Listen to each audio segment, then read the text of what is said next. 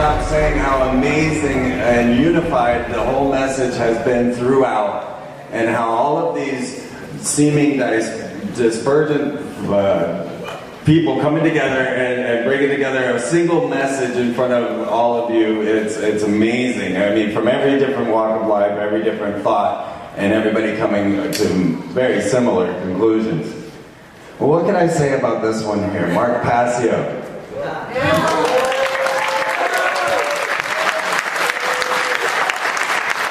Mark Passio is a dynamic creative force in the universe. He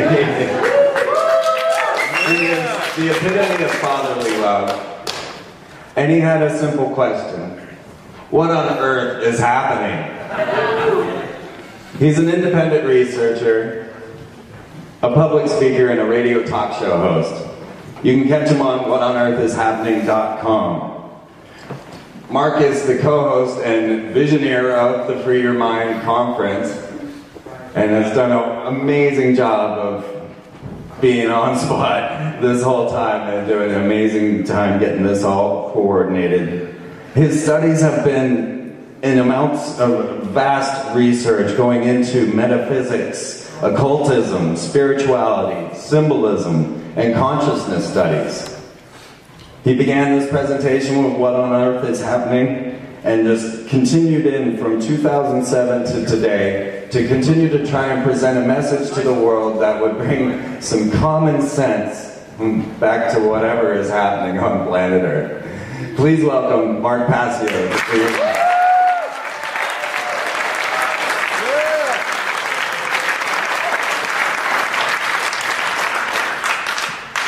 Okay, thank you so much, ladies and gentlemen. Thank you all for being here. My presentation today is going to kind of act as a grounding or an anchoring and help us to really see that there's another side to consciousness that we really cannot allow to be suppressed. And the title of the talk is called New Age Bullshit and the Suppression of the Sacred Masculine. Now, for anyone who has followed my work over the years, you know how much I have talked about the suppression of the sacred feminine, or the dynamic of care in our consciousness. This is going to be about the flip side of that, the mirror, the suppression of the sacred masculine. So let's jump right into the presentation. We all know that the solution is consciousness, and consciousness only manifests through balance. There needs to be balance within us if we are going to create balance without in the external world. So, the left and right brain hemispheres have to both be utilized and in conjunction with each other in a state of balance. The masculine aspect of the personality, the intellect, you could look at it as the upward pointing triangle. Okay, it's logical. It represents analytical thought, science, mathematics, linear thinking.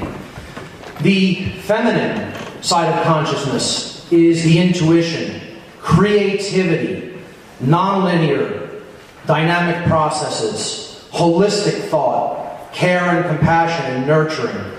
Both of these are equally vital and need to be balanced.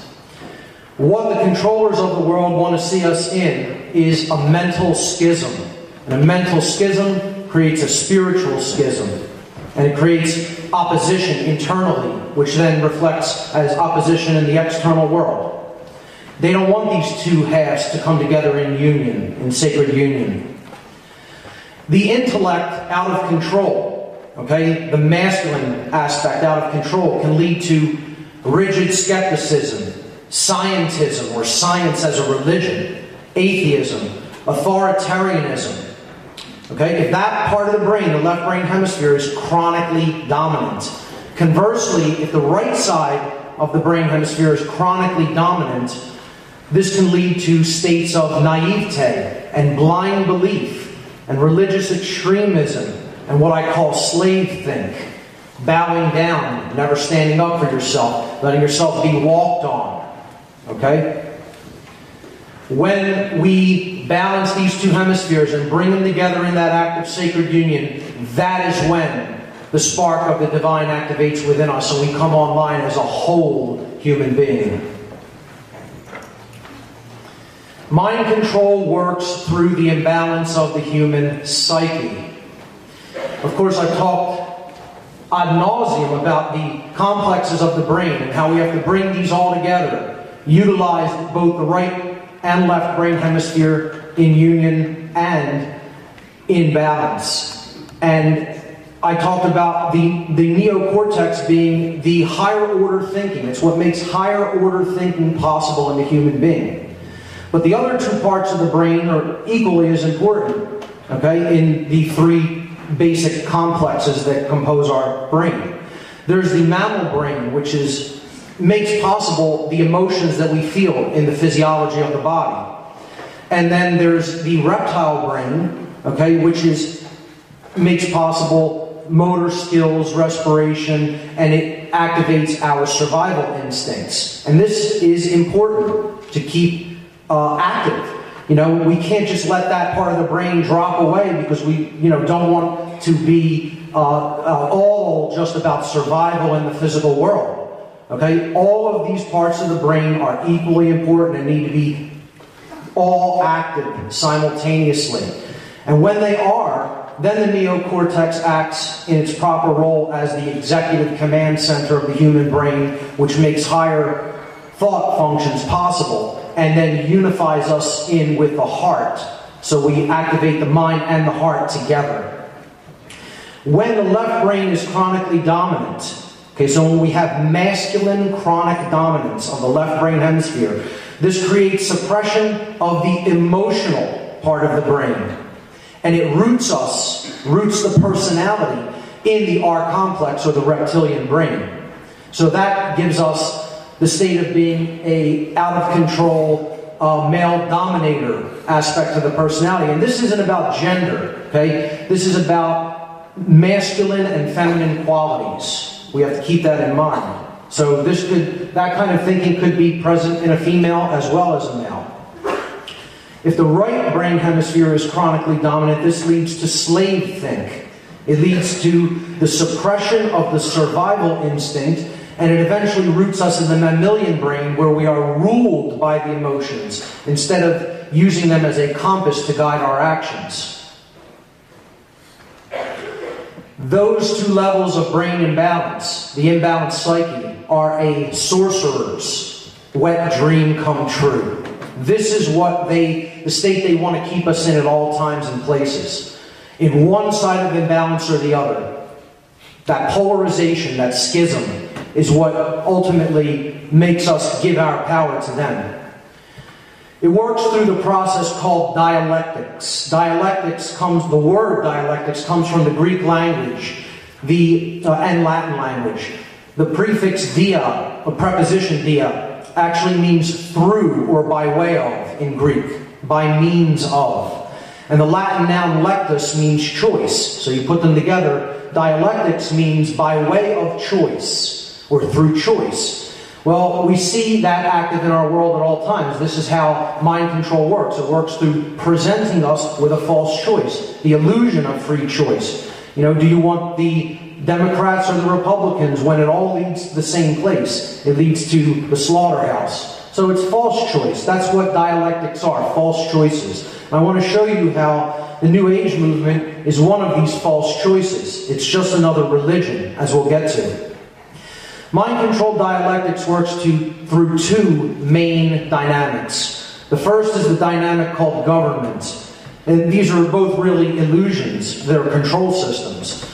Government actually works through the left brain, and it binds the right brain out of the way. It suppresses the right brain. It is based upon the erroneous and dogmatic belief that there is such a thing as authority that is vested in certain human beings, which gives them special rights which other human beings do not possess. Left brain imbalance will eventually create psychopathic tendencies in the individual, leading some to the belief that they have a right, quote unquote, to rule over others through violence. The next dynamic by which mind control works is religion. And I mean this in the term of a false religion, something that holds us back from progress. Religion works through the right brain hemisphere and it binds the left brain out of the way. It gets logic out of the way. I summarize religion like this, by this quote: if we give up our free will and personal responsibility to perform right action, some deity, government, guru, extraterrestrial race, or mystical force will save us from ourselves. See, religion works through right brain imbalance, which creates blind acceptance and collectivist groupthink if it is unchecked. And it will eventually lead to a condition in which willing followers will readily submit to authority. So you see how these two dynamics play off against each other to lead to total control. When you put them together, you end up with a brain in chains. And that's what this conference is all about doing. It's about breaking those chains of the mind. When each individual, in the aggregate, the individuals of our world have their brain bound, it leads to this state, a world in chains, which is where we find ourselves right now at this particular point in our evolutionary development in history. Again, the dynamic of government, the word itself, and I really want to clear this up once and for all, the word does mean to control the mind. There's so many people who debate this etymological definition, but I'll explain it very quickly again. Government comes from two Latin words, the verb gubernare, or sometimes rendered as governare. In classical Latin, there is no V.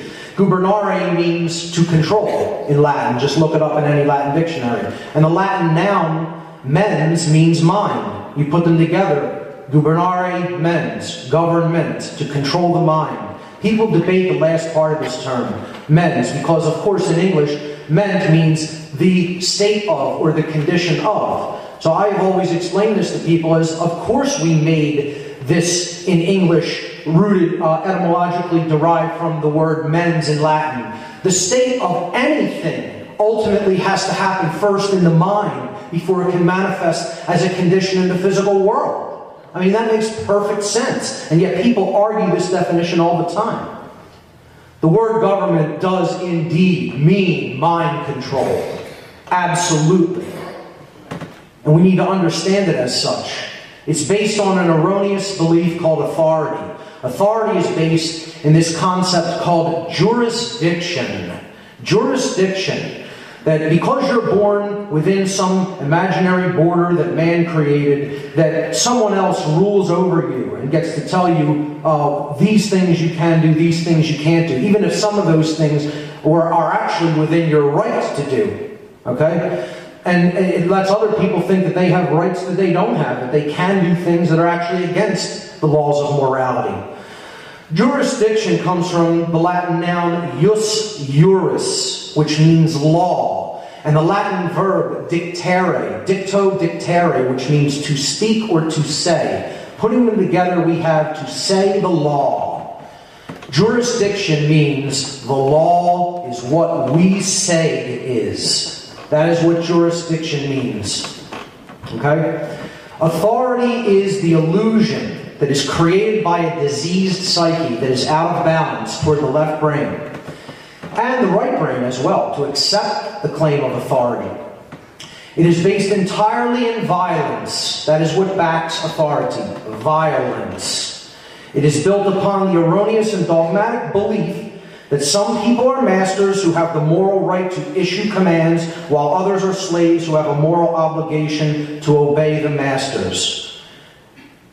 This is slavery. By any definition, by any spin that you want to put on it, that's what it really is. Putting it plainly and simply. And this is what we seek to destroy, to get rid of. We have to get rid of this idea. This idea is a fundamentally flawed axiom. A fundamental concept that other ideas are built upon. If you build something on an unsound structure that is based in junk, you cannot build anything on top of that resembles anything that is orderly or good for us. It will only result in more and more chaos and suffering. We are all sovereign beings. Whether anyone here recognizes it or not, So many people don't understand this word when you say, what is a sovereign? The word sovereign, let's break it down etymologically. Let's recognize the importance and the power in words themselves. We have to understand the words we're speaking. Sovereign comes from the Latin adverb super. Super means above. And it comes from, the second part of the word reign comes from the Latin noun regnum. Regnum in Latin means rulership or control. External rulership or control of another person. You put these together, okay? Above or beyond, which is what super means, and rulership or control, regnum. Above control, beyond control. One who is above the rulership or the control of another. One who is not a subject or a slave to any other. And this is what every single being on this planet is, whether they recognize it or not. We are sovereign beings. Sovereign means not a slave. I am not a slave. None of you are slaves. No one is a slave. There can only ever be the claim that someone is a master over another. And then there can be the acceptance of that claim, but neither one of those things will ever make it true in reality. This is a religion. Government and authority are religions. Religion comes from the Latin adverb relegare. Relegare means to tie back, to hold back, or to thwart from forward progress, to bind by tying. It is a system of control based in unchallenged and dogmatic belief which holds back the progress of human consciousness. That is what religion is in the negative sense. There is a positive connotation to the definition of relegare, which means to reunite. When we make truth our religion, then we are reunited with something that is worth being bound to. Okay? The New Age movement, however, is one of these false religions. Okay? I call it, and many other researchers have called the New Age movement the last cul-de-sac before the gold mine. It's a cul-de-sac means a dead-end street with no outlet, which retards the flow of transportation. So you're going around in a circle if you're caught in a cul-de-sac. You never make any progress forward. I call the New Age movement the last religion before the gold mine. Because if what we're really seeking to do is create true enlightenment, we have to get out of all religions that are binding us and holding our consciousness back from truth. And the New Age movement is one of these religions.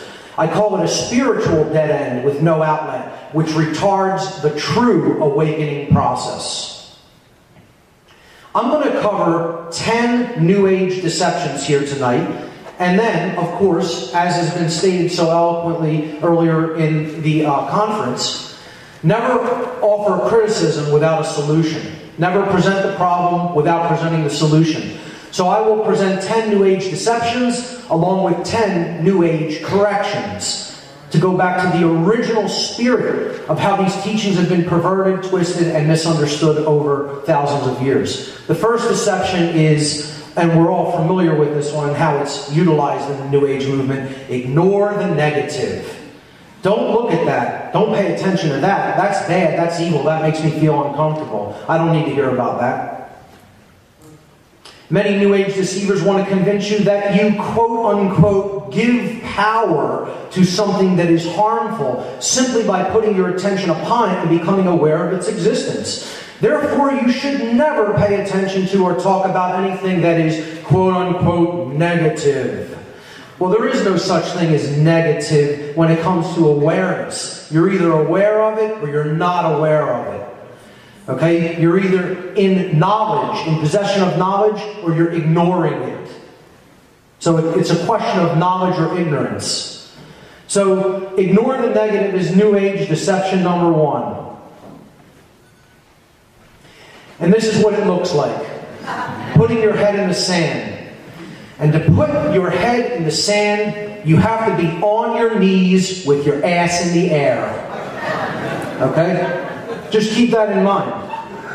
To put your head in the sand, you need to be on your knees with your ass in the air. Look, let me get my story up. It's not a pop for a minute when I plug this in. I neglected to plug it in when I started. Sorry about that. Sorry. Let me go back to that slide. And if this is the attitude that we take in life, I have to call bullshit on it, okay? This is the bullshit button. You'll be seeing a lot of it in the presentation. New Age correction to ignoring the negative. Seeing the negative for what it actually is creates the ability to steel oneself against its harmful effects, and possibly even to be able to avert those effects entirely. When we see what's coming with open eyes, we can take measures against it. You know, we can protect ourselves. We can steel ourselves mentally, physically, emotionally, spiritually against the coming deluge, okay? Refusing to look at critical information, however, just because it makes you feel uncomfortable or scared, okay, this is a hallmark of right-brain imbalance. You know, you're being ruled by the emotions and you don't want to feel the effect of what's really there, okay? You can feel it and then own that emotion and deal with it, or you can try to, you know, ignore it and and stay asleep and willfully choose to remain ignorant. Well, you just refuse to look at information because it makes you feel bad. You're willfully choosing to remain in a state of ignorance, ignoring what is actually there, ignoring reality, and therefore you're willfully choosing to remain unconscious. New Age deception number 2, never get angry. You know, this was always my favorite superhero growing up. I never really preferred the other superheroes too much. The Hulk was my favorite. I was like obsessed with the Hulk when I was a kid. All right? He was the big green machine. You know, green, the color that I always talk about as resonating with the heart chakra, resonating with the sacred feminine, actually. The balance point, the middle of the visible spectrum is green. The Hulk embodied one basic overarching natural law principle to me, as I really understood this character, the allegory of this character. It is the first natural law principle, which Frater X actually eloquently stated today. The first right of any being is the right to be left alone. All the Hulk ever wanted was to be left alone. And people would not leave him alone. And he only hulked up and became the monster when he would not be left alone. When people pushed him and pushed him and pushed him and pushed him. And finally, he exercised the sacred masculine principle of self-defense. And when he did, he cleaned house. So, the New Age movement wants to turn your inner Hulk, which is about feeling righteous anger about the inequalities, inequities, the evil, outright evil that's present in our world, and they just want to turn you into someone who's all calm about it, even though evil is running amok. So we can't let our inner Hulk be turned into just someone who's going to roll over and take whatever is thrown at them. That would be bullshit. Okay? The correction to the never get angry deception is this. While non-righteous and unchanneled anger is most certainly counterproductive to both individual development and collective efforts to bring about positive change in our world, righteous indignation, when it is channeled productively, can be a major motivation to create positive change in the world. So it's about owning the anger and channeling it and directing it into positive action in the world. That is the proper usage for the emotion of anger. Anger is not there to be expunged. You should feel anger when there's injustice. Okay? Just like Howard Beale here in the movie Network. You know, I'm mad as hell. I'm not going to take this anymore. I'm going to do something to create change. Like the saying goes, if you're not outraged, you're not paying attention. And even in the biblical allegory of Christ, People give me a hard time about putting Jesus in the presentation. He's going to be in here a few times too, okay? I understand the astrotheological allegory of the Christ figure. I get that. I could write a book on it if I wanted to. I understand that there's a possibility Jesus was not a physical, historical personage. I get emails about this all the time when I talk about the message of the Christ, okay? It's a whole different thing than the religion about Christ. But in the allegory, Jesus gets angry. He takes out the switch and whips the money changers' asses.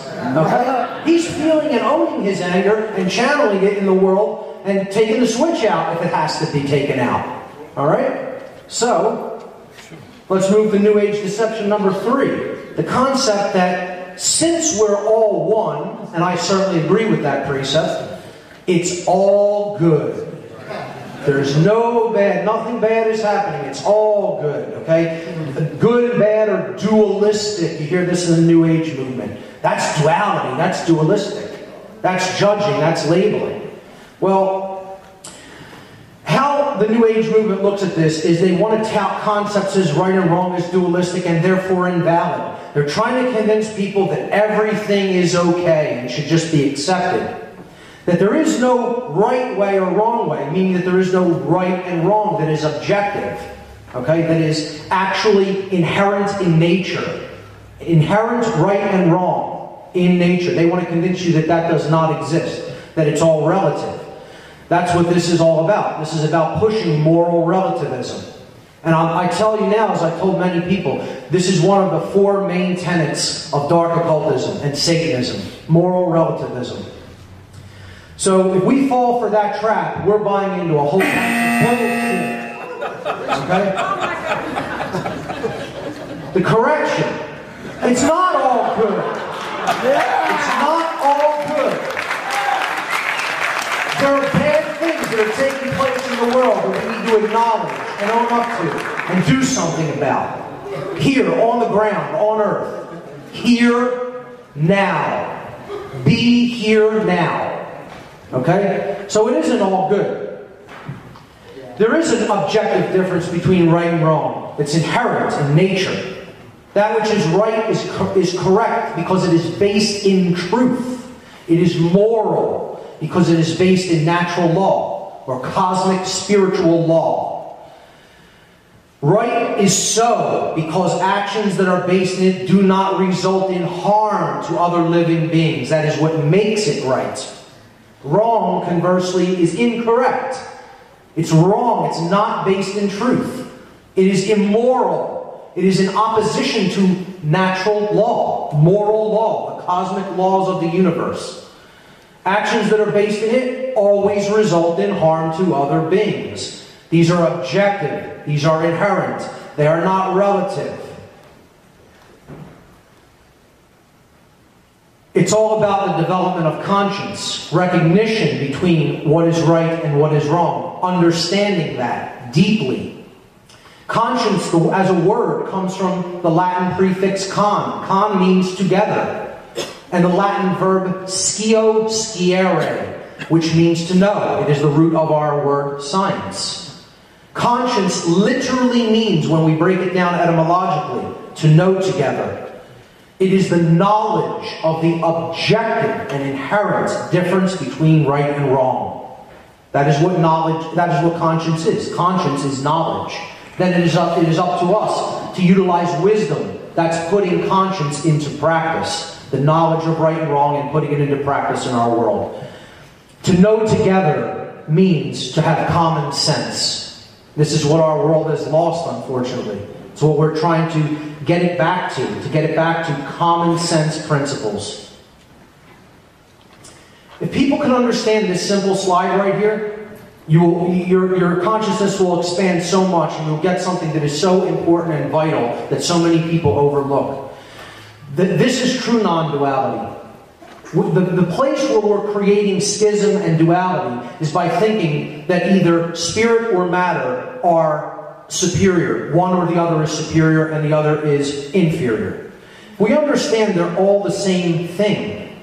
They are all part of the one. They are all part of the one thing that is the everything, that is the all. Spirit is not superior to matter. Matter is not superior to spirit. I know I'm going to piss off all the religionists, the New Agers, and the scientific materialists with this, okay? It pisses off everybody, because it's saying it's all one thing. This is the spiritual domain. You're in it. It's not separate from us. We're all part of it, okay? So neither spirit nor matter should be placed in a superior position to the other. New Age deception number 4. You can never really know.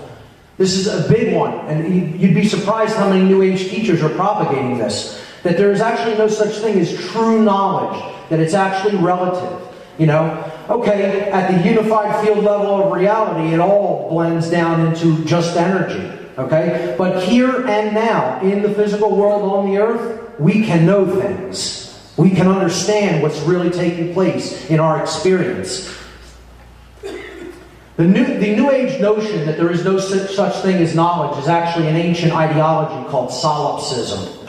And it's based in the deepest level of ego. Solipsism comes from the Latin adjective solus, meaning alone, and the Latin pronoun ipse, meaning self. It is the ideology that only one's own mind is sure to exist. Solipsists contend that knowledge of anything outside of one's own mind is unsure, and hence there is no objective reality, and nothing about the external world and its workings can truly be known. More relativism. And when we engage in this, we will allow anything, because hey, it's not even real. Why do you care about these children that are suffering? Why do you care about rights being taken away? It's not actually real. There is no truth. You know, that's what solipsism says. If there is no truth, there's no right and wrong, hence there's no morality, and evil can just run amok. Bullshit! There is such a thing as knowledge. Okay? Things can be known.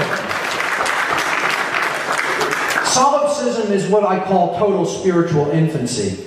You know, perception is not reality, contrary to some people's popular belief. But our work here on earth is to align the two, to align our perceptions with the objective reality that exists. Look at these white lines as truth, okay? Each white line represents truth. These are waves, okay? And this has a lower wavelength, which means it has a lower frequency. It hits the truth less frequently. You see, these are the only places it intersects the line, which represents truth. As we move to a higher frequency, you can see we hit the truth in many more places than in this lower frequency. As we go to a much higher frequency, we hit the truth in a whole lot of places. And eventually, we can align ourselves at all points with the truth, if our consciousness expands to that higher level. It is all about coming into accord with the real. Solipsism, on the other hand, in the New Age movement, is a defining hallmark of spiritual infancy. But departing from this flawed, untrue, and diseased ideology is a surefire sign of the beginnings of human maturity and true spiritual development. There is no such thing as spiritual development if you're a solipsist. Now, I call that the biggest lie. That's the biggest lie of all evil, is solipsism. Again, there's no truth, there's no morality, there's no justice. Evil can run amok. And Satanism actually tries to sell solipsism to people. But those dark occultists consider it the biggest sin to them, because they know there's an objective truth. They're trying to sell that idea of solipsism to people through the New Age movement. Objective reality does exist. Truth can be known. Rights are inherent to creation itself and are based in truth and natural law. When you don't know what rights are, you cannot define what a right is. And if you don't objectively know what a right is, you are a person who will never say no to those who attempt to take your rights away. And that's what they want to propagate. They want people who are subservient and will accept their chains willingly. You have to know your rights. Know your rights. Don't think you know them. Don't have a belief about what a right is. Know the difference between right and wrong, and hence know your rights. Those who don't know won't say no. There's a mantra for you. You want a mantra to meditate on and to contemplate on? There it is. If you don't know, you won't say no. Which brings us to the fifth deception in the New Age movement. Accept, accept, accept, but never, ever resist. Never resist. Resistance is futile. And we have the Borg here in the presence of, in the form of Bush and Cheney. You know, you will be assimilated. Don't bother to resist. You will be part of the dark New World Order. And don't worry, I'll even it out later with Obama as a Borg. So that's one of the first parts of this deception. This is going to be a central focus in the presentation, the concept of never resist, just accept. Another part of this deception is the abuse, the incorrect usage of meditation and yoga. The New Age movement has been twisting these spiritual practices into means to take people's minds off the fact that they have been enslaved and make it easier for them to just accept the current condition of the world as their lot in life that just cannot be changed and has to be accepted. Don't react to anything. I can't tell you how many times I've heard this. Never react. Just observe. Now, observation is key. It's critical. We have to watch what is happening. We have to watch ourselves. And they say never react. Now, what this translates to in most people's minds who hear this, because, you know, they're just hearing, don't ever react to anything. All right? In most people's minds who are part of the New Age religion, this means to them, don't take any action in the world. That action is ultimately meaningless. It's just about changing yourself within, but then never actually interacting with the outside world to create change outside. Never take any action to try to change the things that are wrong with the world. What they're really saying when they say don't react is they're saying don't act. Don't take any action. The suppression of the sacred masculine part of the consciousness, our actions.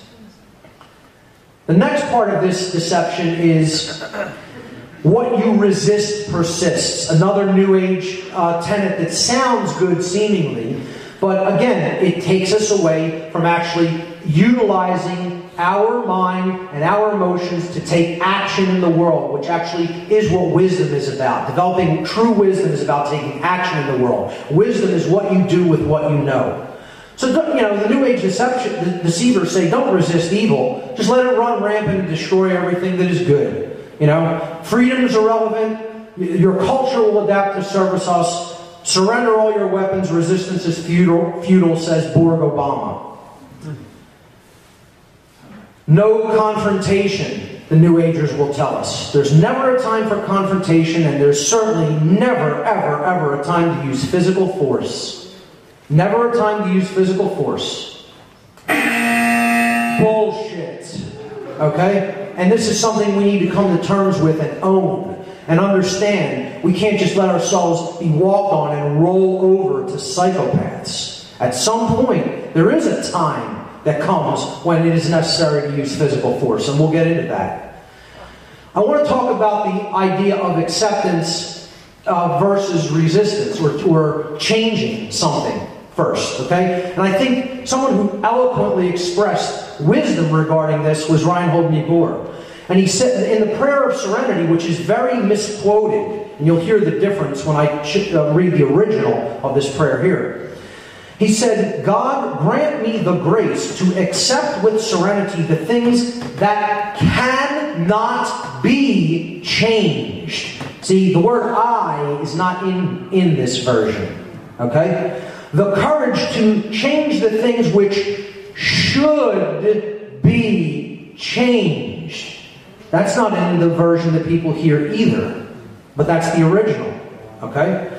And the wisdom to distinguish the one from the other. Meaning, there are some things that cannot be changed. They are inherent. They are objective. They exist in nature. They weren't created by man. And man cannot change them. Therefore, those are the things that should be accepted. And that is natural law. That is God's law. Okay? And then there are things which should be changed because they are not right. They are bad. They are bad for our development. They are bad for our growth. We need to develop the wisdom to know which things cannot be changed and which things we should and must change. So I like this version. Accept what you can't change and change what you can accept. Those are words of wisdom. We should be really heeding those words in our lives. The right usage of meditation and yoga, the difference between use and abuse. Meditation's correct usage is for balancing the brain when it has become chronically left brain dominant. It actually means to take to the middle. That's what the word meditation means, to bring to the middle. We should be using it if we're in a state of chronic left brain dominance. If we overuse it when we're already in a state of balance, we're going to create right brain hemispherical indominance, and we're going to become practitioners of slave thing and just roll over.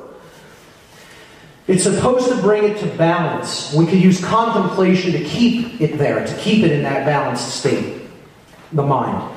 Yoga's proper usage is to help us to discover what our true work actually is in the world, to create real change. It is our dharma. It helps us to find our dharma. Okay? It is there to motivate us to do that work, to get into the modality of action, the masculine aspect of consciousness. That's what yoga is for. Not to relieve your stress so you can put up with more crap at your job. That's not what yoga is for. It's not what real yoga is for. It's also not just about losing weight and trimming up your body. Of course, the physical vehicle is very important. But people are abusing the yogic system. They're not using it for the right reasons. What's being left out of the equation always, in the New Age movement, is the sacred masculine component of the actions which we perform with our body. They'll talk about thoughts and emotions, but very rarely you hear them telling people that they actually have to get motivated and take action in the world with the body. This is very much, pushed to the back burner in the New Age movement. And until these three things are operating in total balance, all together, with no opposition or internal contradiction between these three expressions of consciousness, we're not conscious. We're in a state of unconsciousness, and therefore apt to be manipulated and enslaved. See, the difference between the New Age precept of that which you resist persists, and my variant of it, see if you can wrap your mind around this. That which manifests as a result of what we are wrongly resisting is that which will persist in the world. We are wrongly resisting truth as a society, as a species, and therefore we're going to get run down by the train of that which cannot be changed. Natural law. The natural law express is going to run us over because we think we're going to stand there with our arm outstretched, refusing to know the truth and understand objective reality and objective right and wrong. We're going to put our hand out and we're going to stop that force of creation that the universe has made, and we're going to stand against it. Okay? We're going to get run down, like getting run down in the tracks by a locomotive, if that's our attitude.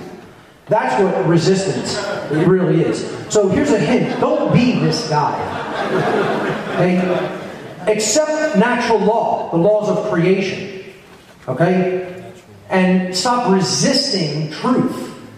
And help to get other people into that mode of consciousness. See, there's two pillars to enlightenment that provide stability and balance. And there can't be balance without each one of these. Okay? The first one is the sacred feminine principle, which I've talked extensively about in my work. This is the non-aggression principle. Do not initiate violence to your other fellow beings. That's it. Your violence should never be initiated. It is coercive force. It is using coercion. And it is stealing someone else's free will to make them bend their will to yours. That's violence. Okay? Don't engage in that. That's the non-aggression principle. It's very simple.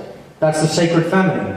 We add to this we add the sacred masculine, which is the principle of self-defense. This is what the New Age movement completely leaves out, and often what the freedom movement leaves out. Without the self-defense principle, we are not ever going to give any teeth or backing or defense to the sacred feminine principle. The goddess principle cannot stand without the sacred masculine principle. Without that pillar being put in conjunction with the sacred feminine, neither of them can stand. Okay? So we have to understand the difference between force and violence. They are not the same thing and should not be used interchangeably. This is the obfuscation of the definition of words, when people want you to believe that the word force is the same thing as violence, and it is not. Force is the capacity to do work or cause physical change, to create change. It is energy, it is strength, it is active power. We all use it to perform the actions that we do on a daily basis. Action which is in harmony with morality and natural law because it does not violate others' rights. Okay? All ability to create any change in the world is a manifestation of force. Use the force. Don't use violence. Okay? Force is action which we possess the right to take. And this includes defense against violence. When our rights are being violated, we have the inherent right, even though many people have convinced us that we do not, to use defensive force against that aggression against our natural rights. Violence, on the other hand, one never has a right to take. It is always based in wrongdoing. Violence is the immoral use of physical power to coerce, compel, or restrain. It is the initiation of coercive action, which is in opposition to morality and natural law because it involves the violation of others' rights. Violence is action which we never possess the right to take. And the difference between the two is who started it. You know, you hear teachers always telling students, hey, you got in a fight, it doesn't matter who started it. That's all that matters when it comes to this dynamic. Who started it? If you started it, you engaged the violence. If I get mugged out on the street, I'm walking down the street peacefully and somebody pulls out a switchblade knife and says, give me your wallet or I'm going to cut you, that's violence. They started it when there was no problem present. If I pulled out a 9mm handgun and defended myself, that's not violence. I don't care who thinks that's violence, you're wrong. That would be the defensive use of force, and you need to know the difference between the two terms.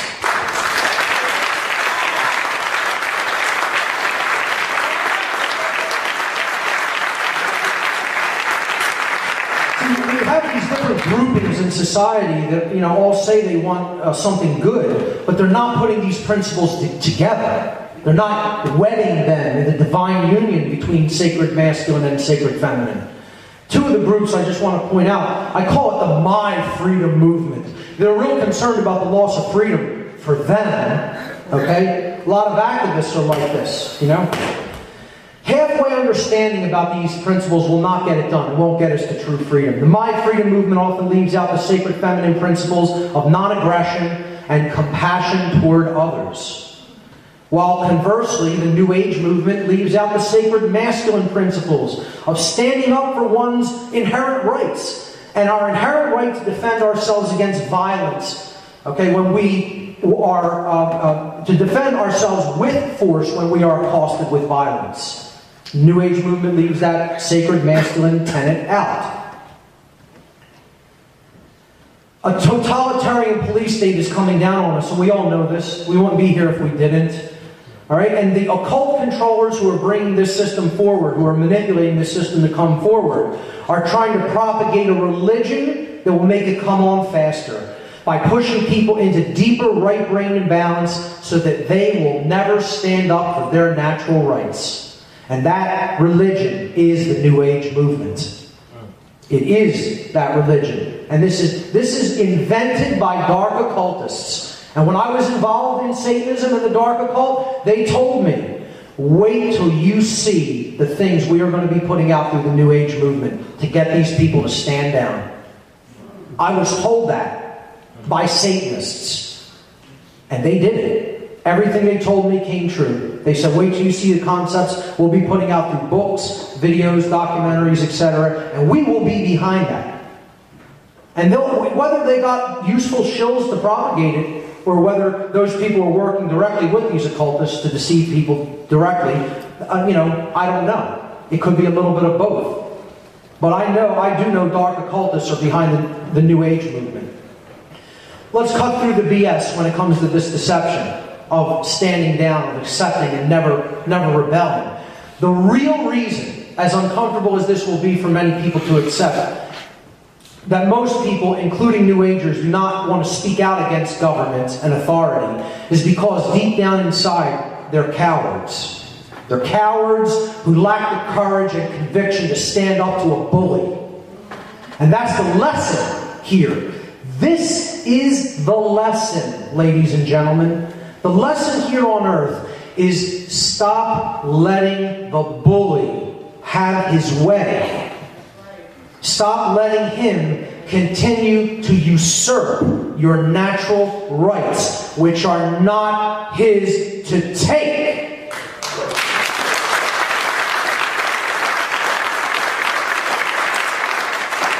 We have to exercise the sacred masculine dynamic of apophysis in conjunction with the sacred feminine dynamic of true care.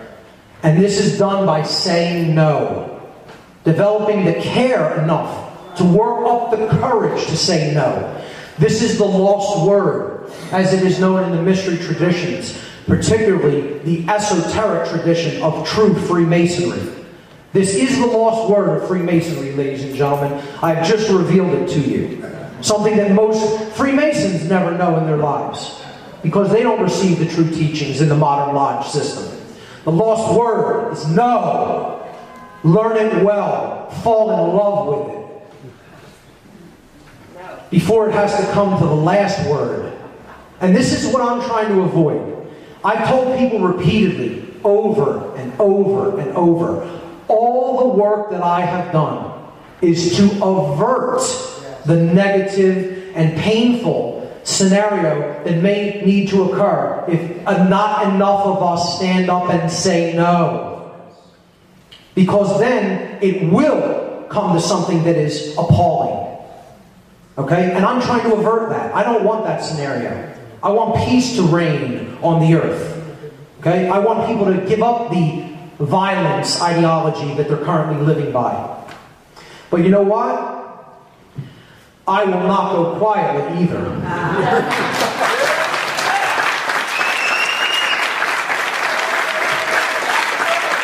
Everybody who's been listening to my show knows how much of a gun supporter I am. For defensive purposes. To back with teeth our natural law right to defend ourselves from violence. And no one will take that right from me. You might take it from my corpse, but you won't take it from my living body.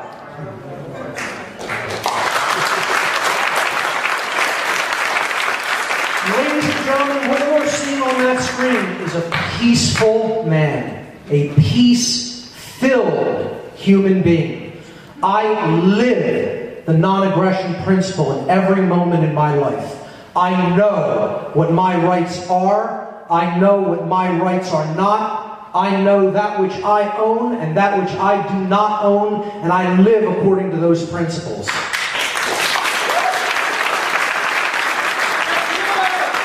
But I'm not going to let some psychopath or some mind-controlled slaves of some psychopaths tell me they own my natural rights and they're coming to take my freedom. Not without consequence. Not without consequence. There's free will. But there's not free will without consequence. So, again, I won't go quietly into the night. That's the decision I will make.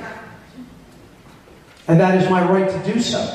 And you know what? This principle has been shown through symbolism and allegory in many of the ancient mystery traditions. In the Aztec tradition, they had the concept of Quetzalcoatl. The Quetzal bird, he is covered with the feathers. Quetzalcoatl was called the feathered serpent. See, this is the dynamic of the above and the below combined. Spirit and matter existing as one, coming together in the divine union. The sacred feminine is the feathers of the Quetzal bird that flies aloft in the air, representing higher consciousness and the sacred feminine principles of non-aggression. While the serpent, the fangs and venomous serpent, okay, the caudal, right, represents the sacred masculine principle of self-defense. Striking if your natural law rights are violated repeatedly, and the one who is doing it will not take no for an answer. That dynamic is kept. That is the survival instinct. That is the sacred masculine instinct. That is just as important as the sacred feminine higher consciousness of do no harm. Do not aggress with violence against your fellow beings. And in the Bolivian tradition, here we have at Tiwanaku, the sun gate at Tiwanaku, Bolivia, the image of Viracocha, the sun god. And he's holding the two pillars of the sacred masculine and sacred feminine dynamics. He is the one who bridges the two. He bridges those two principles and creates stability. And he is holding the serpent pillars. Okay? And he is enlightened as a result of doing so. Those are the two pillars of enlightenment. That's why it's the sun gate. It is the keystone on the sun gate, this sacred union. The sacred masculine is being left out as much as the sacred feminine is, unfortunately. This is my favorite depiction in any tradition of a yin-yang symbol. It comes from the Gnostic tradition. The serpent and the dove. This is the roots of esoteric Christianity. And it's a beautiful concept. You know, it's very similar to the Quetzalcoatl principle, just in a slightly different symbolic form. You have the bird, the dove, the Holy Spirit, the sacred feminine, non-aggression, care, compassion. But it is combined and unified. That's the above. But it goes around. It combines and unifies and does a sacred dance, a union with the sacred masculine, the serpent. Okay? Which represents the sacred masculine principle of the inherent right to defend ourselves. In the Hermetic tradition, very ancient Kemetic sciences, and even predating the land of Kemet, they had a concept known as the stellar man, the stellar being, the being of the stars. Okay? But the stellar man and woman, you know, it's just a term, a label, okay? The stellar being, let's say, has their head in the stars, but their feet anchored firmly on the earth. Be here now. Understand what's really taking place in the real world, which is the physical domain, but it is also the expression of the spiritual domain. And act here on the earth.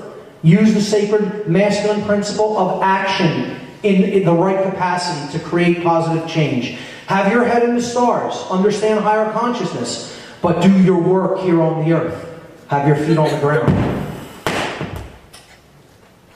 New Age deception number 6. The watered down version of the laws of attraction. And if anyone, I'm sure we're all familiar with The Secret and how this is kind of a very watered down version of really understanding how we collectively, how we in the aggregate create our own reality. And they want to teach us that we're all individually creating the reality that we experience, you know, in some kind of a separate way. But because it's all based in wanting to do things for the self. This is how it's sold to people. Oh, you can learn this principle of attraction to make more money, to get the cushier job, to get the better car, to get the better house. You know, it's very, very rooted in the modality of service to self, not service to others, and certainly not service to truth. Okay? The real laws of attraction are natural law.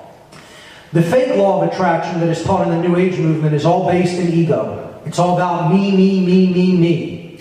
And as a result, I have to call bullshit. Okay? The real laws of attraction always take in all three aspects of the expressions of consciousness. See, in the fake New Age, watered-down version of the laws of attraction, they teach us, hold the intention in your mind, feel the emotion in your body, and it'll come to you. Well, hold the emotion within, and what you want, your desires will manifest. They leave out the action part, magically, though. Let me jump back there. They leave out the action part. And action, again, is that sacred masculine dynamic. This is being left out in this watered-down variant of the New Age laws of attraction, which are rooted in ego. the real law of attraction is natural law, or what I've started calling the cosmic spiritual laws of consciousness.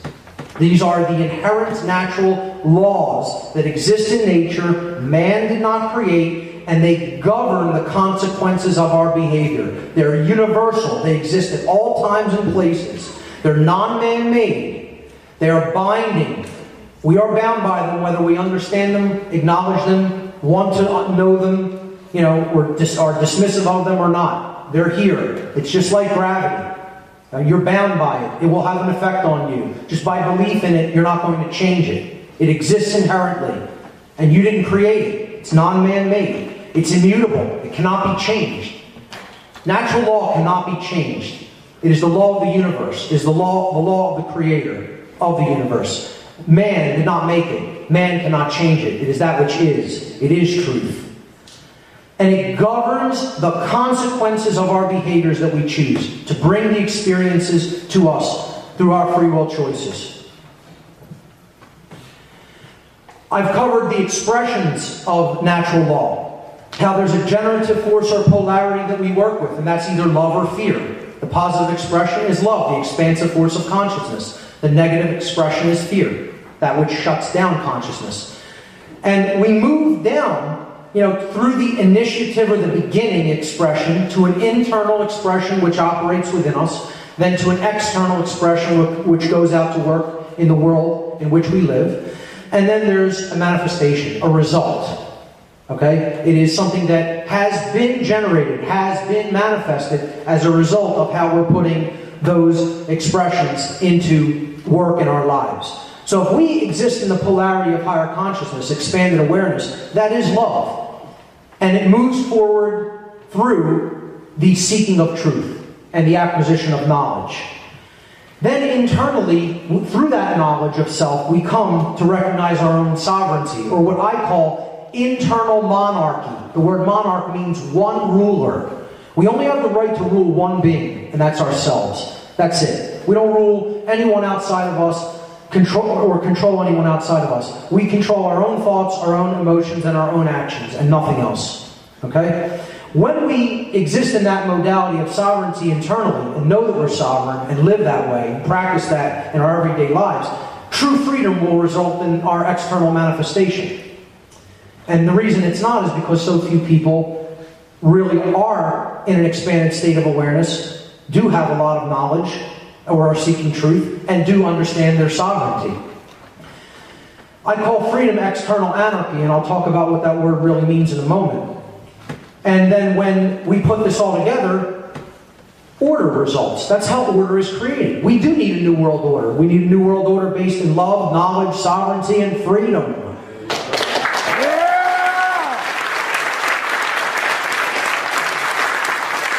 That's the light new world order.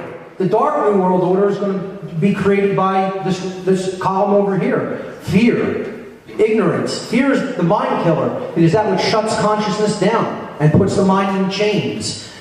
When we're in fear, we willfully choose to remain ignorant, to refuse the truth, to remain ignorant, to ignore what is there objectively and inherently in nature.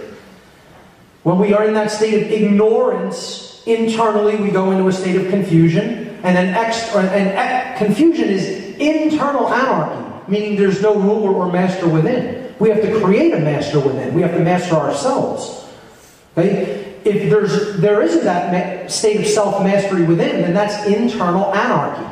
And that's not a good thing. We need internal monarchy, being the one ruler and unifying all three aspects of consciousness in one. When we're in a state of confusion, we externally go into a state of control. That's just how natural law works. And that's external monarchy. That's someone outside of you telling you that they own you, that they're your master and you're their slave. That's chaos. That's evil. And there is such a thing. That's not duality. That exists. That's real. That's true. And just note that these only work one way. You can't start with one dynamic and build anything over on this side. You start with that dynamic, you build straight down that column. You start with that dynamic, fear, over there, you can't build anything on that other side. It only goes straight down to that side and ends up in chaos. Understanding natural law and spreading that knowledge to anyone that you can bring that understanding to is what service to truth is all about. That's not service to self, and that's not even service to humanity. I tell people that all the time. I'm not serving humanity. I serve truth. I serve truth itself. Whether you want to look at that as God, the Creator, the universe, that's the force that I serve. We co-create our shared reality in the aggregate. Individual choices, either based in harmony or opposition to natural law, ultimately influence the quality of our shared experience. This dynamic acts as a perfect expression of the principle of correspondence in natural law. As above, so below. As below, so above. The microcosm is a reflection of the macrocosm, and the macrocosm is a reflection of the microcosm.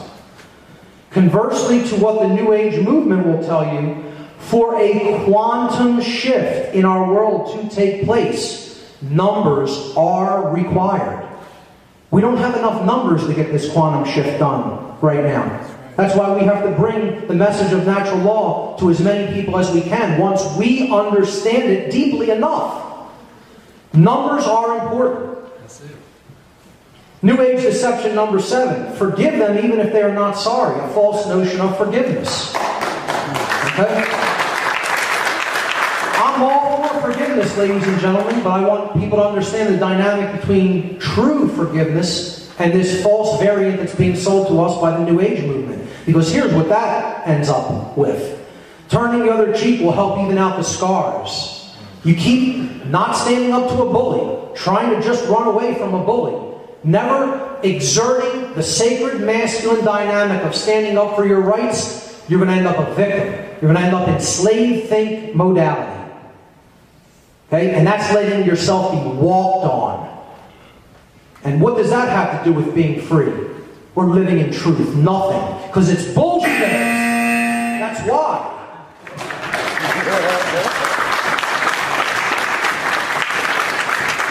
Here's what true forgiveness is about.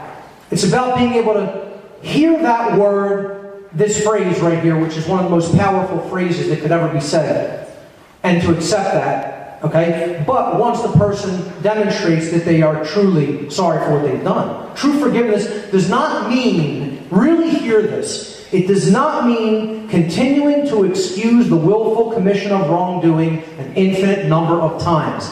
That is not what forgiveness is. If you've bought that into that notion of forgiveness, you've bought the lie. You've bought the bullshit. Okay? That is naivete at the very, very best. And it is cooperation with evil at the worst. True forgiveness starts with a sincere apology. A sincere apology starts with the willingness to tell the truth and to cease one's engagement in violent action. That's where forgiveness has to start. With the oppressor saying, I'll stop doing this and I'm sorry for having done it. And I will desist. I will cease and desist. Will you forgive me for what I have done? Okay? Now, yeah, then you should accept the apology once the person demonstrates they're not going to continue to do that action and forgive them. I have no problem with that at all. But if they keep doing the same thing over and over and over and show no sign of wanting to reform their behavior, and you keep offering them forgiveness, you're a moron. That's all I have to say. Okay? True forgiveness starts with the willingness to tell the truth on the part of the oppressor and to cease their engagement in their violent behavior. Then they can be forgiven, no problem. Okay? New Age deception number 8. Chaos should be feared.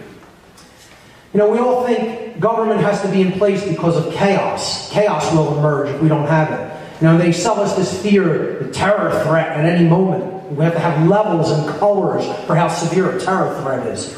You know, this is all to get people to believe that if they give up their freedom, they'll be safe. You give up your freedom, you won't be safe and you'll be a slave. Because that dynamic is bullshit.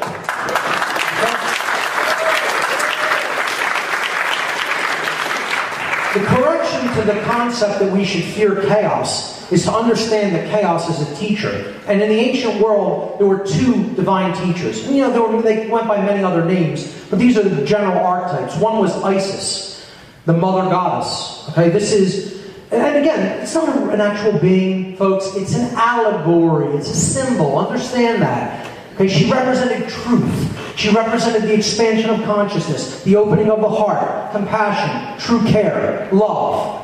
That's what the goddess represented. Okay? She nurtures the child. See, this is Mary and Jesus too. This is Semiramis and Tammuz in the Babylonian tradition. Okay? In the Egyptian tradition, it's Isis and Horus. The golden child. She's the green mother. You can actually see the hue a little bit. She's the green mother. Care, the heart. And he's the golden child.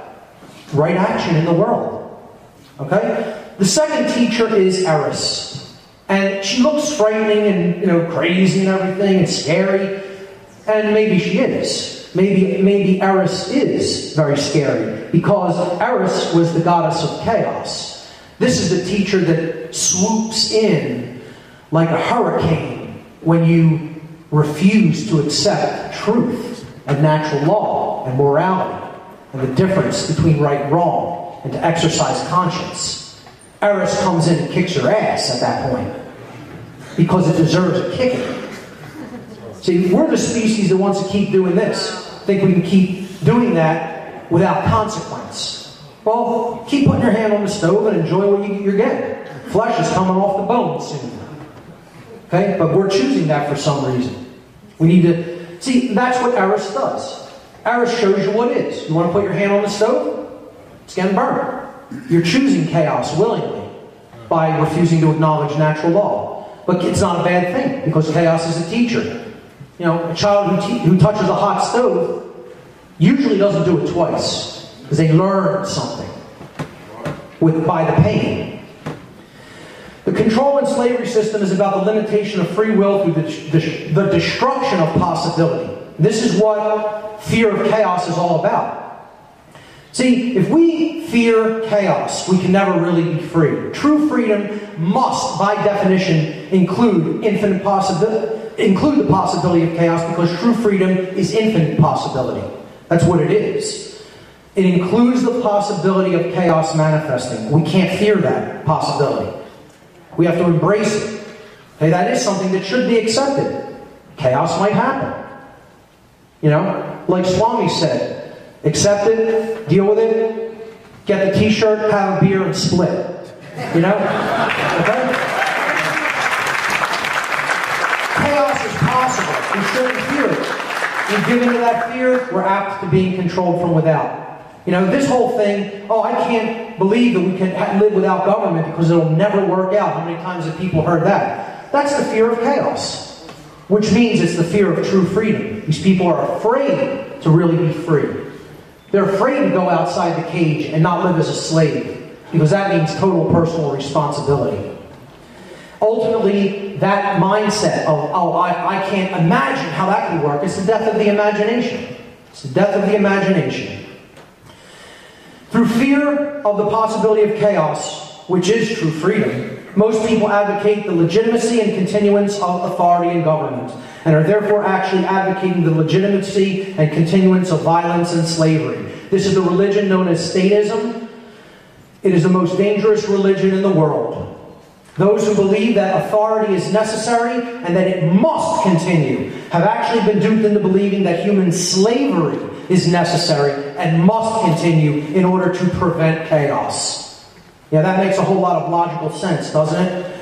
Ladies and gentlemen, violence and slavery, which is what the advocation of any form of government is, cannot prevent chaos, ever. You want to know why? Because violence and slavery are chaos. Yeah. There's only one true divide in humanity. There is something that divides us and separates us. It's the belief in authority. Or, if that's not present, that's the only thing that's truly different in humanity. That's it. Sex, age, religion, ethnicity, etc. These are all dividers. They're illusions. This is a real divider. It's true. This is the true divide. Whether you're a statist. Statism is the brilliant idea that we give a small group of people the right to kidnap, imprison, harass, steal from, and kill people so that we can be protected from people who kidnap, harass, steal, and kill people. Brilliant. And I told you Jesus would be making a couple other appearances. He's saying here in this meme, I'm an anarchist, but most of my followers are statists. An anarchist is the other side to this coin. Anarchy comes from the Greek prefix an, which means without or the absence of, and the Greek noun archon, which means master or ruler. Anarchy, the word anarchy, does not mean without rules. There's always going to be rules because there's always going to be natural law. Anarchy literally means without rulers, without masters. Now you give that phrase to someone and they'll tell you that represents true freedom. But you give that word to somebody and they'll tell you it means chaos. The obfuscation of the definition of words. Without true definition, we have no true clarity. That's what definition means. You get a high definition TV set, you have better clarity. I like to call anarchy archony, and I'll explain why. This is my new coining of a word. I want to put this word in the dictionary. Archony. Alright? We'll understand what it means in a moment. So, the one true divide is the difference between...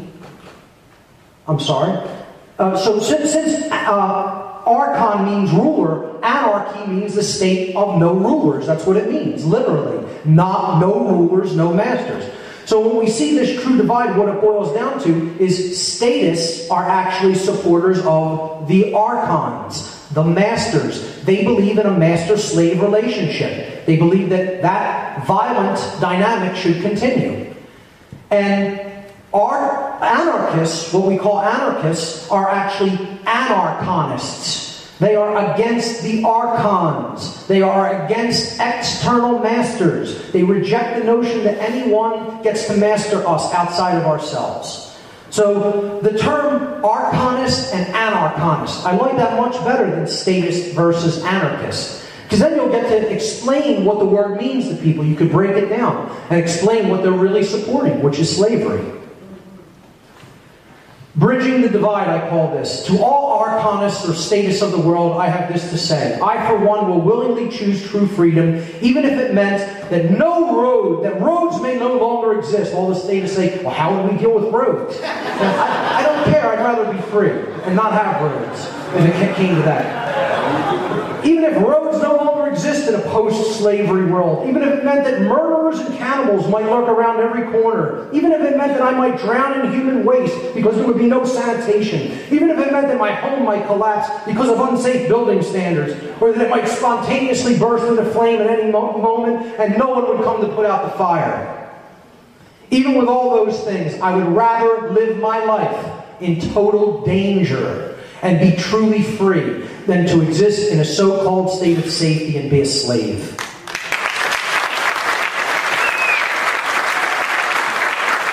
And understanding and acceptance of true freedom means letting go of fear and the possibility of chaos. Of the fear of the possibility of chaos. As long as people stubbornly cling to this fear, they are ultimately enslaving themselves because slavery is generated and perpetuated through fear. Only when we stop being afraid can we ever begin to imagine what it means to truly be free. New Age deception number 9, enlightenment is only about changing yourself. And the end goal is to feel good all the time. And the New Age movement propagates this. It's bullshit. Okay? That's not what enlightenment is. That's not what enlightenment is really about.